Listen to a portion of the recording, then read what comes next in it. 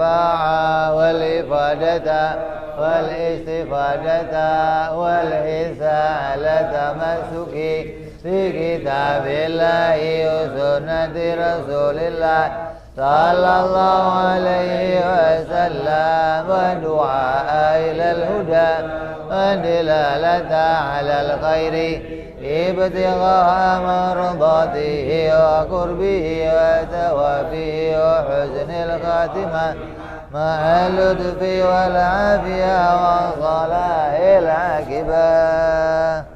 Bismillahirrahmanirrahim. Alhamdulillahirabbil alamin.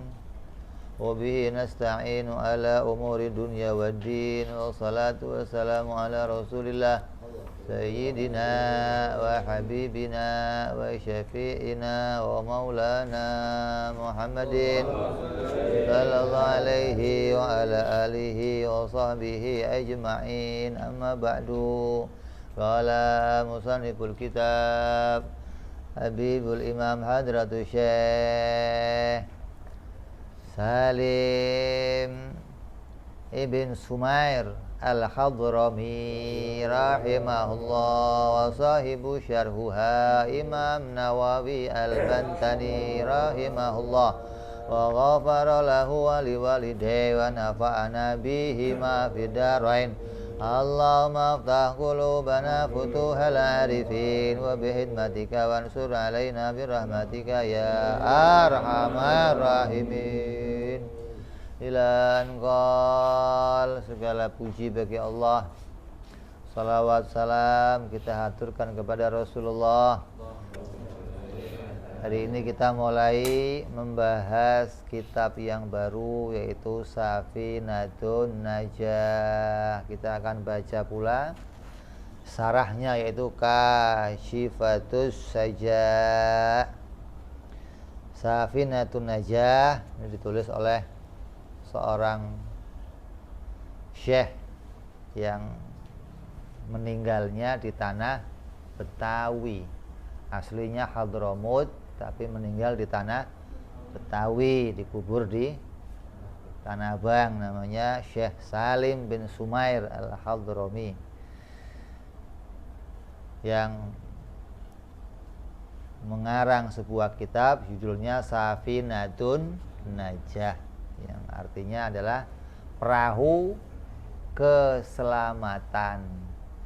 Kemudian diberikan syarah oleh Imam Nawawi Al-Bantani, Imam Muhammad Nawawi Al-Bantani, dengan judul Kashifatus Sajaa, yaitu yang judulnya adalah tirai yang tersingkap, menyingkap sebuah tirai. Setelah hatamnya kita dari kitab yang lalu, yaitu Sulam Taufik, maka kita membaca kitab yang baru, yang mudah-mudahan dengan kitab ini kita diberikan oleh Allah Subhanahu wa taala kepahaman dalam ilmu fikih, kepahaman dalam ilmu tauhid, karena kitab ini hanya diringkas membahas dua perkara, yaitu tauhid dan fikih. Adapun yang kemarin membahas tiga perkara, yaitu tauhid, fikih dan tasawuf.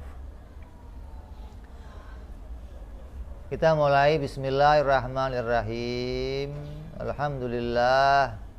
Alhamdulillahilladzi waffaqa man yasha'u min ibadihi li adai afdhalit ta'at wa iktisabi akmali sa'adat. Wa asyhadu an la ilaha illallah al-muttasifu bi jami'il kamalat. Wa asyhadu anna sayyidana Muhammadan abduhu wa rasuluh afdhalul makhluqat sallallahu wa sallama alaihi wa ala alihi wa ashabihi al-anjumin nirat. Salatan wa salaman daimaini ma damatil ardu was samawat, amma ba'du. Fayaqulul abdul fakir al-muttirru li rahmatir rabbihil jalil al-khabir li kasrati taqsiri wa samawi Berkata seorang hamba yang fakir, lagi sangat membutuhkan rahmat Tuhannya yang maha welas asih dan maha mengawasi. Karena begitu banyaknya kebutuhan kepada Tuhannya, karena banyaknya melakukan kecerobohan dan berbagai macam dosa. Seorang penulis kitab alim alama masih menyadari, mengakui dirinya penuh kesalahan dan penuh dosa. Ini namanya kalimat tawadhu. Orang-orang yang merendahkan dirinya, yang menganggap dirinya tidak bisa luput dari kesalahan. Siapa dia? Abu Abdul Mu'ti. Ini nama kunyahnya. Imam Nawawi punya anak namanya Abdul Mu'ti, maka dipanggil dia Abu Abdul Mu'ti, Muhammad Nawawi bin Umar Al-Jawi. Asy-Syafi'i madhaban, Al-Bantaniyu iqliman, At-Tanariyu mansya'an wadaron. Beliau bermadhab Syafi'i.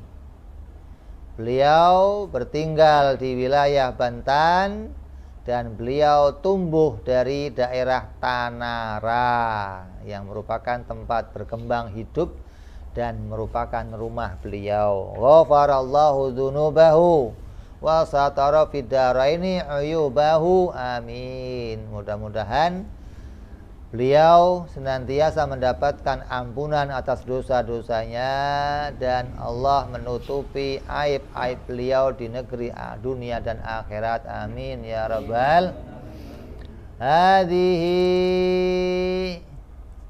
taqyidatun nafi'atun insyaallah taala ala mukhtasaril mulaqabi bisafinatin najah fi usuluddin wal fiqh li syal alim al-fadil Salim bin Sumair al-Hadrami Kiliman wal Batawi wafatan nawwarallahu dharihahu. Maka beliau berkata, Imam Nawawi berkata, kitab ini merupakan catatan pelengkap yang bermanfaat insyaallah, dan kitab yang ringkas atas kitab yang ringkasnya berjudul Safinatun Najah, yang berisi di dalamnya usuluddin yang merupakan pokok-pokok tauhid dan ilmu fikih. Jadi membahas dua pokok ilmu, yaitu yang dikarang oleh seorang syekh al-alim al-fadil Salim bin Sumair al-Hadrami, yang mana berasal dari Yaman Selatan, Hadramut, dan tinggal di tanah Betawi dan wafat beliau di tanah Betawi atau Jakarta. Mudah-mudahan beliau dijadikan kuburnya oleh Allah menjadi kubur yang terang benderang. Tutamimu masailata wa tafuku mushkilahu wa tufasilu mujmalahu wada'tuha litakuna tadhkiratan linafsi. Maka kitab Syarah ini menyempurnakan beberapa masalah-masalah kitab yang ringkas dan memecahkan persoalan yang belum jelas dalam kitab tersebut dan mendetailkan hal-hal yang masih umum dalam kitab tersebut. Jadi banyak kalimat-kalimat yang ringkas dalam kitab tersebut yang kemudian sulit untuk dipahami, maka diberikan syarah oleh Imam Nawawi Al-Bantani.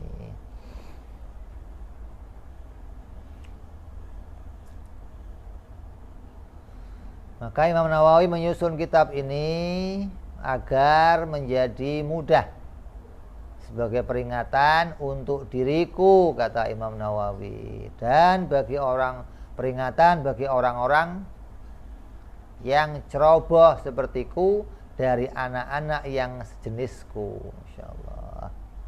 Sama ituha kasyifatus saja fi syarhi Safinatun Najah, dinamakan adalah pembuka atau tirai yang tersingkap, pembuka tirai yang tersingkap dari kitab Safinatun Najah perahu keselamatan.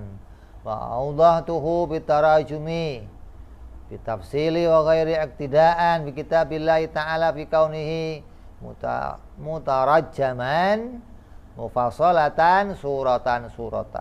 Maka kitab ini aku tulis dengan sangat jelas dan ditulis secara terpisah-pisah sebagaimana mengambil di dalam Al-Qur'an, yang mana Quran juga menjelaskan perkara secara terpisah-pisah, mana surat demi surat. Quran isinya kan surat ini. Maka di kitab ini pun nanti akan dijelaskan bab demi bab. Wali annahu ab'atu ala darsi wa tahsili minhu.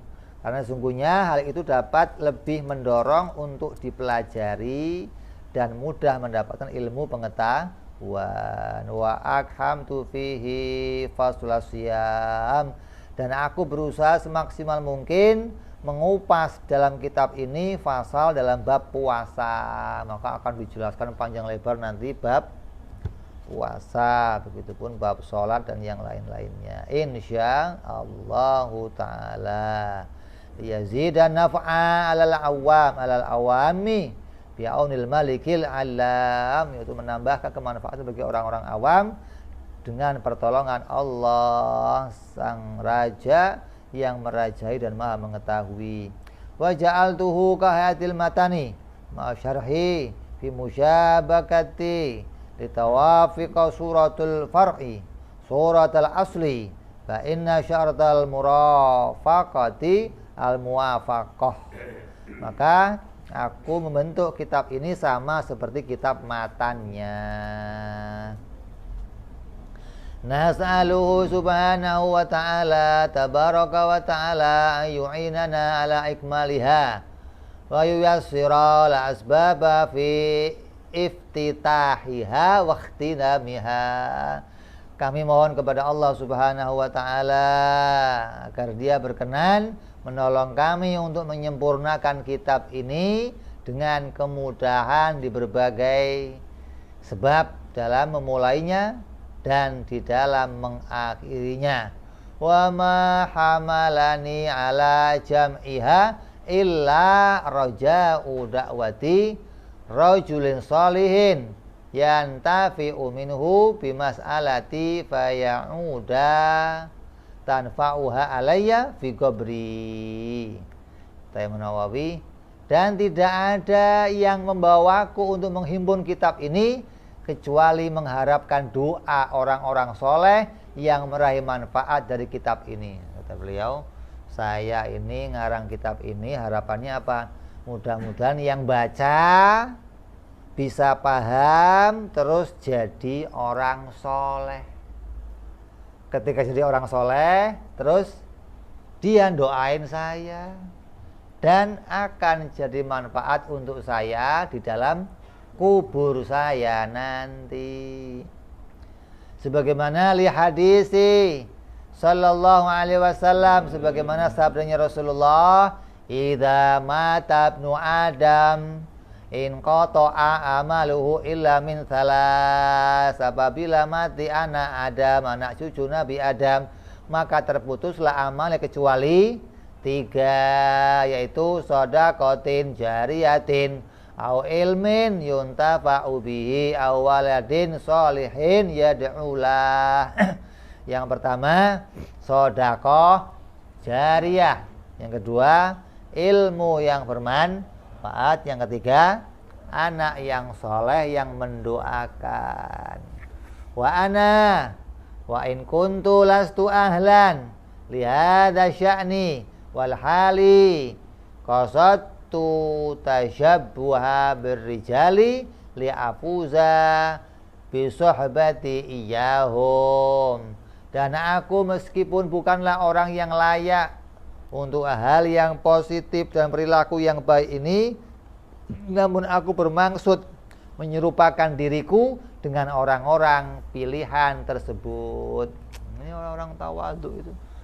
Saya yang nggak pantas sebenarnya nulis kitab ini. Yang pantas nulis itu orang-orang yang alim, soleh, tapi saya ya pingin sama mereka.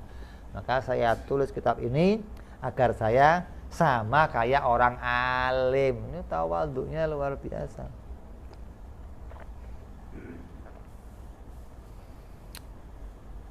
Lima warada fil khabar, sebagaimana beritanya Rasulullah, man tasyabbaha biqaumin fahuwa minhu. Siapa yang menyerupai suatu kaum, maka dia termasuk kelompoknya kaum tersebut. Kamu kok menyerupai orang Yahudi karena cinta sama orang Yahudi, ya kamu akan dikumpulkan bersama orang Yahudi. Kamu kok cinta sama artis karena bangga sama artis, akan dikumpulkan bersama artis. Artinya orang yang cinta sama alim-alim ulama, dia mengikutinya, maka akan dikumpulkan bersama para alim ulama. Ini harapan beliau. Fa'aratu al-ghawsa fi mahabbatihim li'ashura ma'ahum. Dan aku ingin secara total, secara penuh mencintai para orang-orang alim. Apa tujuannya? Li hadisil Bukhari, sebagaimana hadisnya Rasul, riwayat Imam Bukhari yang mengatakan, yuhsyarul mar'u ma'aman ahab, akan dikumpulkannya seseorang bersama orang yang dicintai. Bayam bagi liman wafaqa ala hafwatin ayuslihaha ba'da ta'ammul. Dan seyogyanya bagi siapa saja yang telah mengetahui atas suatu kekeliruan dalam kitab ini, maka hendaklah ia memperbaikinya setelah melakukan perenungan. Nas'alullah ta'ala ayyubdila halana ila ahsanil ahwal. Kami mohon kepada Allah agar kami semuanya Dia berkenan menukar perilaku kami dari perilaku yang sekarang menjadi yang lebih baik. Wa yaj'alana mimman tas'a ilaihi nasu li ajli ilmi la li khududid dunya alfaniyah. Dan semoga Allah dan semoga kita semua dijadikan oleh Allah menjadi orang-orang yang mana manusia berjalan menuju Allah untuk mengambil ilmu, bukan untuk mengambil dunia saja yang fana ini. Wa ayyumati ana binadhur ila wajhil karim fid daril baqiyah. Dan kita berharap semoga kita dimatikan oleh Allah dan bisa memandang kepada zatnya Allah yang mulia nanti di surganya Allah subhanahu wa ta'ala. Amin ya rabbal.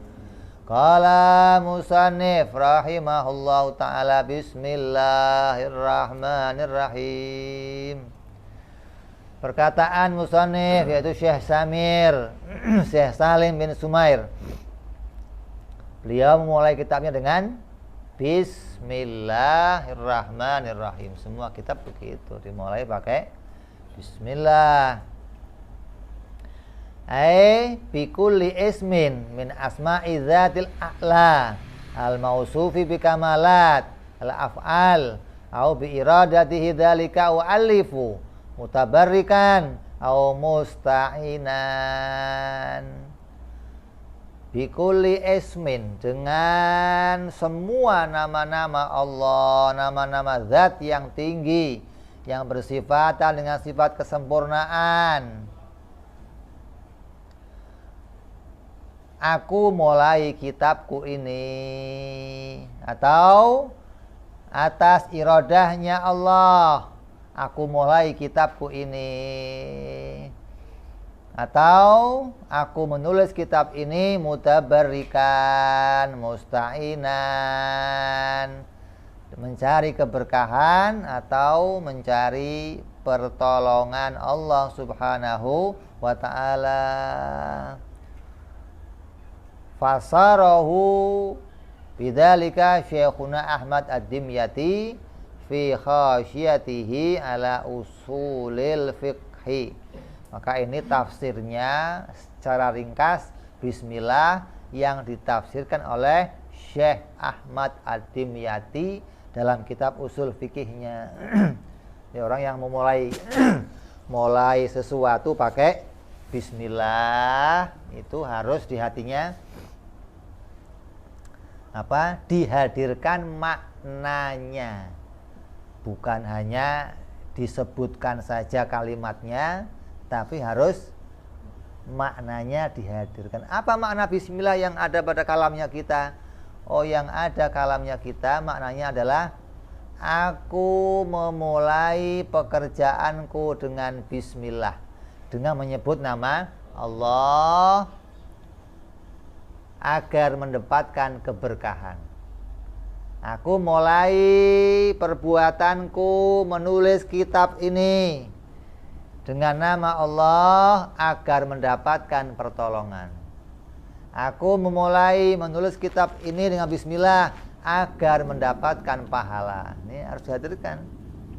Kamu juga begitu dalam segala perbuatan, ketika kita ngucapin bismillah, maknanya harus hadir. Mau makan, bismillahirrahmanirrahim. Maknanya apa? Maknanya apa? Aku mulai pekerjaanku makan ini agar mendapat pertolongan Allah, bisa selesai makan, atau untuk mendapat keberkahan, mendapatkan pahala. Mau keluar rumah, bismillahirrahmanirrahim. Aku mulai perbuatanku keluar rumah itu dengan bismillahirrahmanirrahim. Ini kalau mau disusun, nanti makna ini di dalam tauhid bisa punya makna yang panjang. Artinya kalimat itu bisa nanti punya makna apa? Bisa punya makna, kalau di dalam ilmu balaghah ada 1000 susunan kalimat. 1000 susunan kalimat. Aku mulai perbuatanku ini dengan bismillah. Atau dibalik, dengan bismillah aku mulai perbuatanku ini. Ini susunan kalimatnya dibolak-balik jumlahnya. Sente mumet dah mikirin itu dah. Saya rontok rambut ini ngurusin kalimat doang udah. Kita nggak usah ngurusin kalimatnya, biar mereka ahli nahwu yang ngurusin kalimatnya. Kita ngurusin maknanya. Apa maknanya? Memulai perbuatan bersandarkan pada pertolongan Allah. Karena nggak mungkin kita bisa mengerjakan sesuatu tanpa pertolongan Allah. Mana ayatnya? Wallahu khalaqakum wa ma ta'malun. Dan Allah lah yang menciptakan kamu dan menciptakan perbuatan kamu. Makanya kalau kita itu mengatakan bahwa saya bisa berbuat ini, saya bisa ini, maka semua itu kita sandarkan atas pertolongan Allah. Ente meresmikan sebuah masjid umpamanya, dengan pertolongan Allah masjid ini terbangun. Tapi donatur nggak seneng. Nah, donatur udah nyumbang nggak disebut namanya.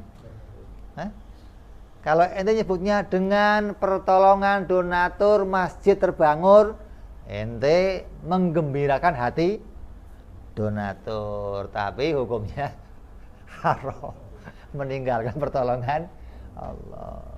Jadi tinggal kita mau bicara aslinya atau mau bicara yang majazan, yang adatan. Sehingga kalau mau beres, dua-duanya dibawa semua atas pertolongan Allah, mendatangkan para donatur hingga masjid ini selesai terbangun. Maka kita harus kembali kepada semua perbuatan apapun bisa kita kerjakan apabila ditolong oleh Allah.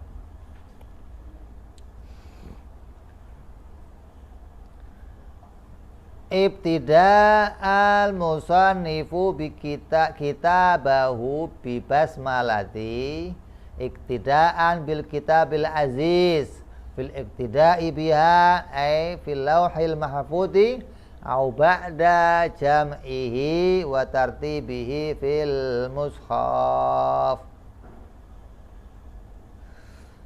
Musannif Syekh Salim menuliskan kitab ini dengan bismillah karena mengikuti Al-Qur'an. Quran pertamanya apa? Bismillah. Maka beliau mengikuti sebagaimana yang tertulis dalam Al-Qur'an. Baik itu yang Al-Qur'an yang tertulis di Lauhil Mahfudz ataupun Al-Qur'an yang telah menjadi sebuah kitab. Yang di Lauhil Mahfudz juga dimulai pakai bismillah. Kamu jangan sampai khilaf, jangan ini Quran ini ngarang aja, ini kok tahu-tahu awalnya bismillah, dari mana asal usulnya? Ayat pertamanya Iqra kok tahu-tahu awalnya bismillah, ini enggak jelas ini. Maka kita tidak mempersoalkan perkataan mereka semua orang-orang itu. Kita mengikuti apa yang telah disusun oleh para sahabatnya Rasulullah.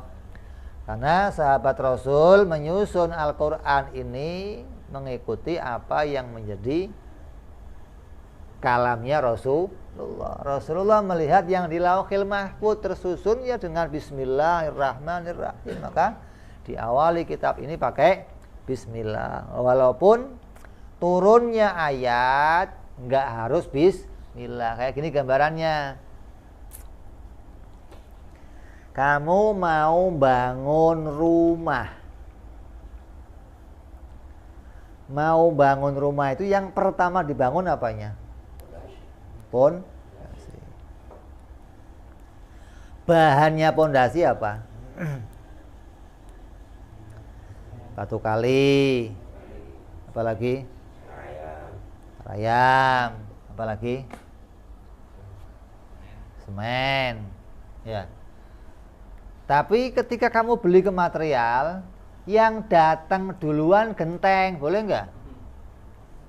Boleh, datang duluan mah boleh, jangan dipasang duluan, tapi datangnya duluan. Iqra datangnya boleh, nggak apa-apa, wong datang duluan nggak masalah. Yang penting jangan dipasang duluan. Itu loh gambarannya.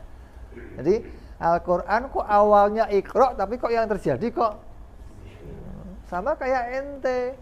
Saya mau bangun rumah nih, umpul kayu jati. Loh, kok kayu jati duluan? Wes Pak orang.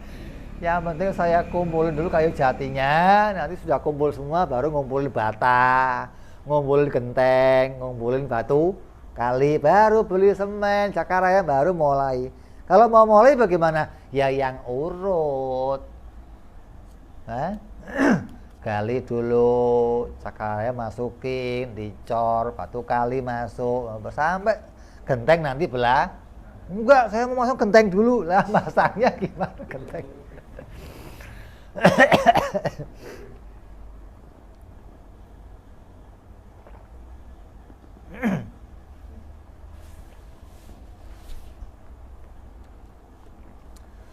Jadi Al-Qur'an walaupun ayat yang turun itu tidak berurutan, tapi Nabi ketika menjadikan sebagai kitab, maka dia mengurutkannya sesuai yang di Lauhil Mahfudz. Jadi jangan mengikuti pendapatnya orang-orang Syiah yang mengatakan, oh ini Quran gak jelas, campur aduk sama Sayyidina Utsman ini sudah berantakan, harus disusun ulang. Ada yang harus dibuang, yang nggak masuk tambahin. Nah, ini jangan ikut-ikutan apa yang menjadi pendapatnya di luar Ahlus Sunnah wal Jamaah. Wa amma ma ruwiya anna awwala ma katabal kalam anna tawwabu wa ana atubu ala mataba fa huwa fi saqil arsy. Adapun keterangan hadis yang teriwayat bahwa hal pertama yang ditulis oleh kolam yaitu menuliskan aku maha penerima taubat dan aku yang akan menerima taubat siapa saja yang bertaubat. Riwayat ini, jadi ada riwayat masing-masing. Ada yang mengatakan pertama yang ditulis oleh kolam La ilaha illallah Muhammadur Rasulullah. Dari kolam Allah menciptakan kolam. Ini ada urut-urutan waktunya. Setelah menciptakan makhluknya Allah yang namanya apa? Arsy, menciptakan sinar, menciptakan. Lalu Allah menciptakan kolam. Tahu kolam? Pulpen, pulpen. Kalau pulpen sekarang kan lancip, kalau pulpen dulu bentuknya pena, pecah. Depannya itu apa? Untuk nyelupin apa? Tinta, maka dia runcing gitu. Asalnya dalam riwayat pena itu ya kayak sekarang itu. Ketika pena diperintah oleh Allah, pena tulis la ilaha illallah, cepat langsung pena menulis la ilaha illallah. Tulis lagi Muhammad Rasulullah, pena nanya, loh Muhammad siapa ya Allah, kok saya suruh nulis Muhammad? Ya Allah, kurang ajar kamu, pakai tanya-tanya, tinggal tulis aja pakai nanya. Maka dihukum pena itu dipecah oleh Allah, jadilah terbelah ujungnya. Ini hikmah riwayat tentang bagaimana perjalanan si kolam. Berapa besarnya kolam pena itu? Ya, kalau kita jalan dari ujung sampai ujungnya kolam itu berbulan-bulan perjalanan kolam itu. Satu hurufnya yang ditulis kolam ya enggak kayak tulisan ini, satu hurufnya sebesar gunung Qaf katanya. Maka dituliskan dalam Lauhil Mahfuz. Dan ada pula riwayat yang mengatakan yang pertama ditulis oleh pena adalah kalimat aku penerima taubat. Padahal belum ada orang maksiat. Yang ada nanti malah nggak pernah maksiat, tapi tulisannya aku penerima taubat. Nah di ilmunya Allah akan menciptakan manusia, menciptakan jin yang akan pernah mereka melakukan satu kesalahan. Maka Allah sudah menyiapkan untuk kita, siapa saja yang mau bertobat maka akan aku terima taubatnya. Mudah-mudahan kesalahan kita diampuni semuanya oleh Allah Subhanahu wa taala. Di mana kalimat tersebut dituliskan oleh Allah di tiang arsy. Arsy itu singgasana Allah yang disanggah oleh tiang. Berapa jumlah tiangnya? Banyak. Berapa jarak antara tiang ke tiang? Enggak keukur lah. Rasulullah menceritakan betapa jauhnya jarak antara tiang ke tiang. Kenapa? Karena makhluknya Allah yang terbesar adalah arsy. Makhluk yang paling gede itu arsy. Hingga harus disanggah oleh tiang-tiang yang tiap tiangnya tertulis ana tawwab, aku zat yang menerima taubat. Jadi Allah menampakkan arsy, Allah menciptakan arsy. Ini kalamnya Sayyidina Ali radhiyallahu an. Allah menciptakan arsy li idhari kudratihi, untuk menampakkan kekuasaannya, bukan untuk diduduki. Jangan salah nih. Lo kayak tukang aja bikin kursi buat duduk santai. Enggak, Allah bikin kursi, bikin singgasana bukan untuk diduduki, tapi untuk menampakkan bahwa kerajaan ini ada rajanya. Mana buktinya? Itu singgasananya, gitu loh. Masa ada kerajaan tapi nggak ada singgasananya? Sekarang kepresidenan saja yang buat rebutan apa? Kursi. Kursinya entah kursi apa, pokoknya buat rebutan.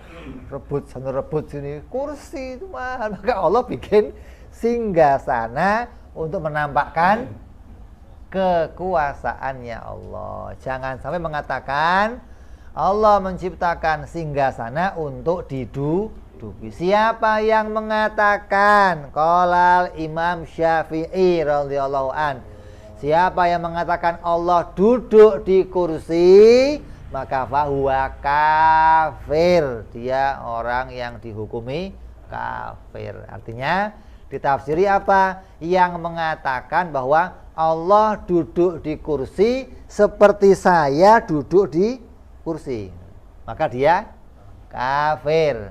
Tapi siapa yang mengatakan Allah duduk di kursi tapi saya nggak ngerti bagaimana duduknya, maka dia belum kafir, tapi haram. Siapa yang mengatakan Allah di atas seperti saya di atas, hukumnya kafir. Yang mengatakan Allah di atas tapi nggak ngerti bagaimana atasnya, hukumnya haram. Jadi ada batasan. Jangan sampai ada orang ngomong, wah Allah di atas, kafir, kafir. Enggak, lo jangan begitu. Kalimat kafir ini sudah bahaya. Kamu sudah mengeluarkan dia dari agama Islam. Kamu nggak boleh sholat di belakangnya, kamu nggak boleh berjamaah sama dia, nggak boleh hadir perkawinannya, nggak boleh hadir permakamannya. Dia sakit nggak boleh ditengok. Bahaya mengkafirkan orang. Makanya ulama memberikan batasan. Oh, dikafirkan apabila menyamakan Allah duduk seperti saya duduk, maka dia kafir. Namanya apa? Mujassima. Kaum tajsim atau kaum tasybih atau mu'tazilah. Ini batasannya. Terus wamtithalan wa ita'an li amri sallallahu alaihi wasallam fi qaulihi inna awwala ma katabahul qalam bismillahirrahmanirrahim. Musannif muallif menulis kitabnya pertama pakai bismillah, mengikuti apa? Al-Qur'an, atau yang kedua mengikuti sunnahnya Rasul, hadisnya Rasul. Apa bunyinya? Bahwa yang pertama dituliskan oleh pena itu adalah kalimat bismillahirrahmanirrahim. Fa idza katabtum kitaban faktubuha awwalahu wa fi miftahu kullu kitabin unzila. Maka apabila kalian menuliskan sebuah kitab, maka tulislah kalimat bismillah di permulaannya, dan bismillah merupakan pembukaan setiap kitab-kitab yang telah diturunkan oleh Allah. Ini hadis nih. Semua kitab terdahulu diawali pakai, maka kita diperintah nulis sebuah kitab diawali pakai bismillah. Yang penting kamu jangan pas nulisnya surat-surat cinta, jangan. Surat cinta bismillahirrahmanirrahim. Amma ba'du, kekasihku yang tercinta. Repot ini. Atau nulis undangan perka pakai bismillahirrahmanirrahim, ini ngerusak.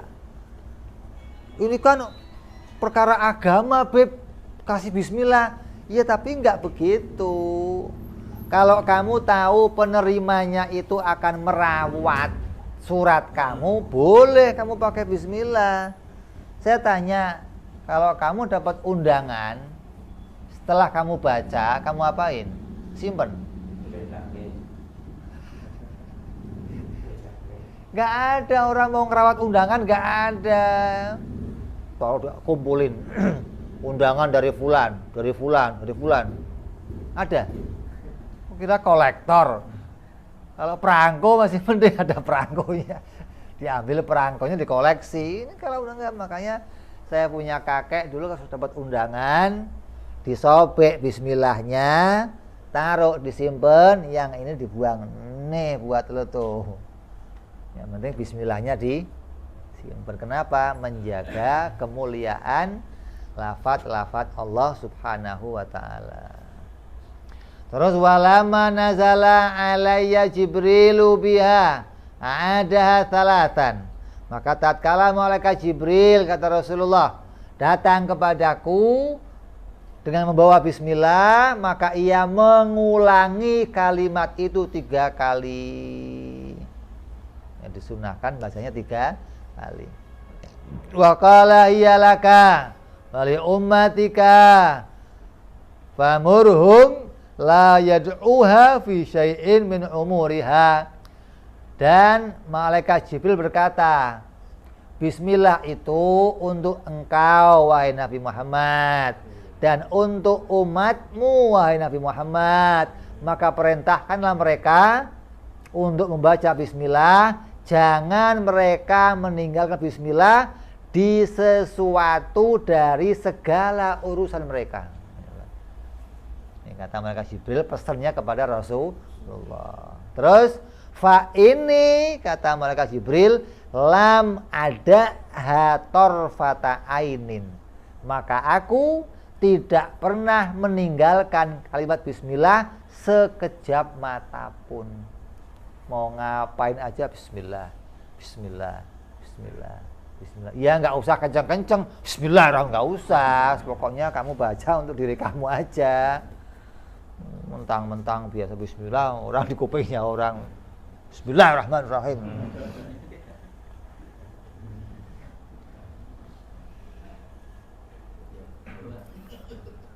Mundu nazalat ala abika Adam alaihissalam wa kadzal malaika.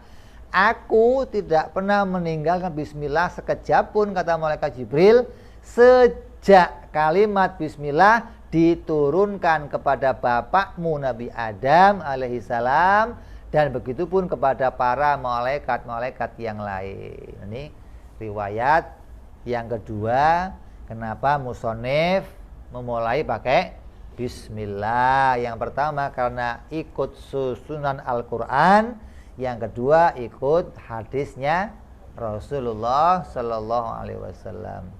Wa fi riwayatin, dan dalam riwayat yang lain, idza katabtum kitaban faktubu fi awwalihi bismillahirrahmanirrahim wa idza katamtumuha fakra'uha.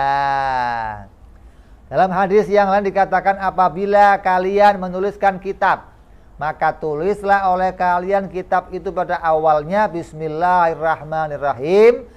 Dan apabila kalian telah selesai menulisnya, maka baca kalimat tersebut. Tulis bismillahirrahmanirrahim. Selesai, baca bismillahirrahmanirrahim. Nah, tulis lagi bawahnya. Jangan tulis buat orang lain, kamu gak baca-baca. Itu kan buat diri kamu dan orang lain, bukan hanya untuk orang lain saja. Wa ruwiya anhu sallallahu alaihi wasallam annahu qala takhallaqu bi akhlaqillah. Sabda Rasul, bahwa beliau bersabda, berbudi pekertilah kalian seperti budi pekertinya Allah. Maknanya berbuatlah kalian sebagaimana apa yang diperbuat oleh Allah. Allah menciptakan sesuatu diawali dengan menuliskan bismillah. Maka kita pun diperintah mengawali perbuatan kita dengan bismillahirrahmanirrahim.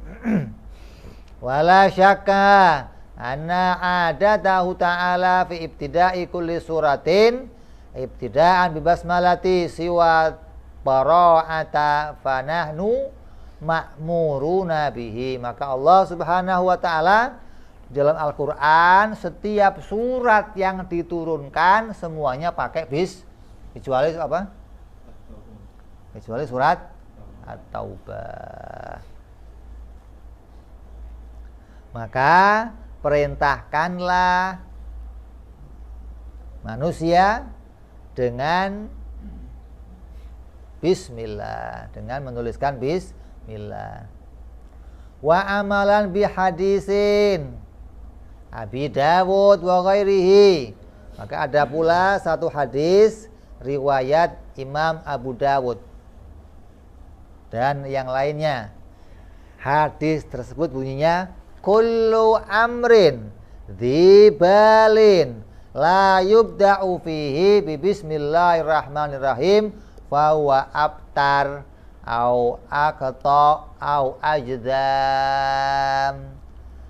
Segala perkara yang memiliki suatu hal yang penting yang tidak dimulai dengan bismillah, maka perkara itu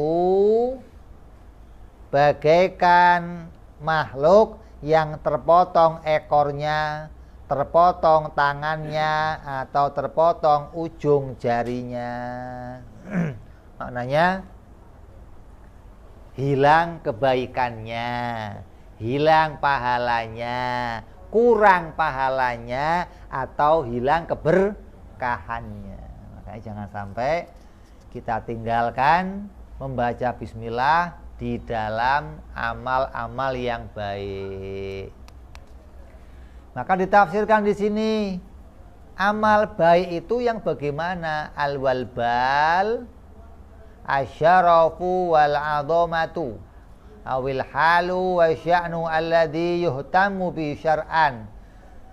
Al-bal adalah hal yang mulia dan agung atau kondisi dan keadaan penting yang perlu diperhatikan dalam pandangan syariah. Artinya tidak semua amal itu harus pakai bismillah, tapi hal-hal yang penting maka diperintah dimulai pakai bismillah. Wa makna ihtimam bihi talabuhu au ibahatuhu bi alla yakuna mukharramatan lidzatihi wala makruhan lidzatihi. Artinya berperhatian, diperhatikan dengan perkara itu adalah perkara-perkara atau perkara itu perkara yang dituntut atau diperbolehkan. Seumpama perkara tersebut bentuknya bukan perkara yang haram dzati dan bukan makruh dzati. Ini kita dituntun untuk meletakkan bagaimana caranya menggunakan kalimat bismillah. Jangan sampai kalimat bismillah itu kita pakai untuk perkara-perkara yang haram dzati. Haram dzati itu perkara yang keharamannya ada nas Al-Quran. Apa contohnya? Makan babi, minum arak, berzina. Ini perkara-perkara yang haramnya itu haram dzati. Artinya dzati itu haram yang tidak lagi bisa mengalami perubahan. Memang asli perkaranya itu haram. Ada lagi haramnya haram aridhi, bukan haram dzati. Haram aridhi itu asalnya enggak haram, tapi dia jadi haram karena sebab-sebab tertentu. Maka perkara yang dzati, yang aridhi, ketika dimulai pakai bismillah hukumnya tidak haram. Mau minum arak, bismillahirrahmanirrahim, hukumnya apa? Haram. Kalau sengaja menghinakan bismillah, murtad. sudah tahu barang haram, merendahkan bismillah, mengejek bismillah, bismillahirrahmanirrahim, murtad langsung. Syahadat lagi kamu. Mau zina, bismillahirrahmanirrahim, murtad. Kalau dia tahu dan tujuannya mau menghinakan. Beda yang haramnya haram aridhi, kayak apa? Nasi itu asal zatnya halal apa haram? Halal. Semua tumbuh-tumbuhan kullu nabat halalun. Semua tumbuh-tumbuhan asalnya halal. Tapi ketika tumbuh-tumbuhan itu atau nasi itu kamu dapatkan dengan maling, pagi-pagi darmaji namanya, pagi-pagi makan 5 ngomongnya siji, makan waktu maling bawa pulang ke rumah, di rumah bismillahirrahmanirrahim kamu makan nasinya, yang nasi itu hasil mencuri, maka hukum baca bismillahnya enggak haram, tetap disunahkan gitu. Loh kan itu maling urusan malingnya, urusan makannya lain lagi. Makannya tetap mengharapkan pertolongan Allah.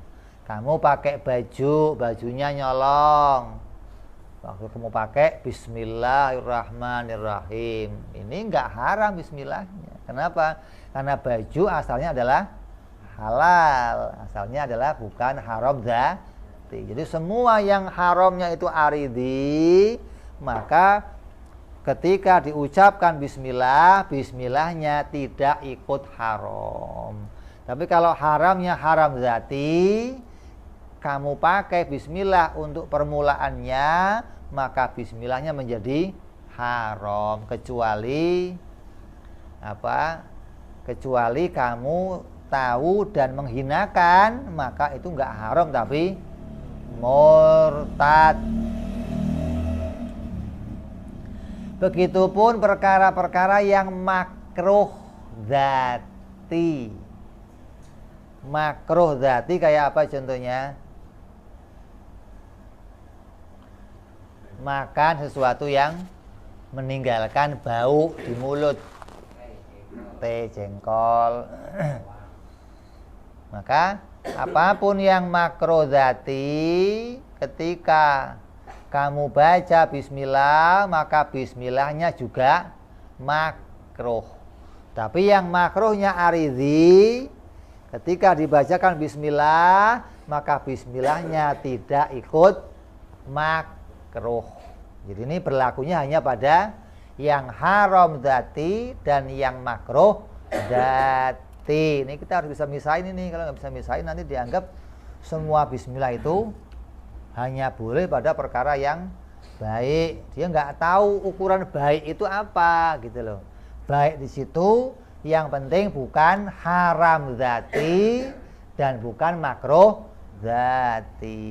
Ini batasan yang kita diajarkan mengenal bismillah yang pertama oleh Syekh Sumair atau Syekh Salim bin Sumair yang disarai oleh Imam Nawawi Al-Bantani. Insyaallah kita akan sambung yang akan datang, meneruskan lagi tentang penjelasan bismillah, alhamdulillah dan sholawat kepada Rasulullah. Wallahu a'lam bishawab. Wa ila hadratin nabi. Al-Fatihah. A'udzu billahi minasyaitonir rajim. Bismillahirrahmanirrahim. Alhamdulillahirabbil alamin arrahmanir rahim maliki yaumiddin.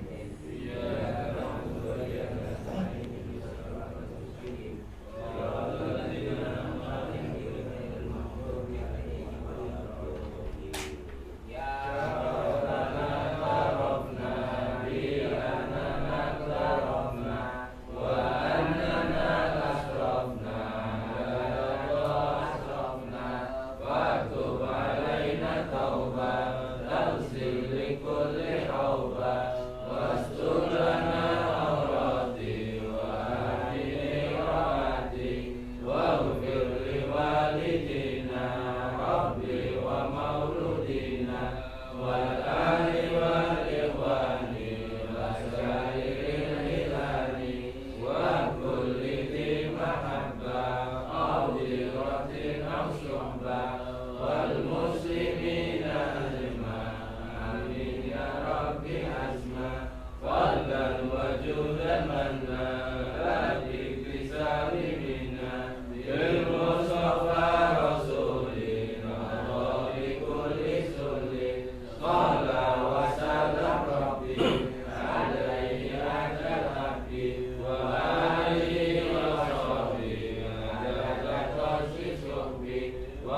Alhamdulillah.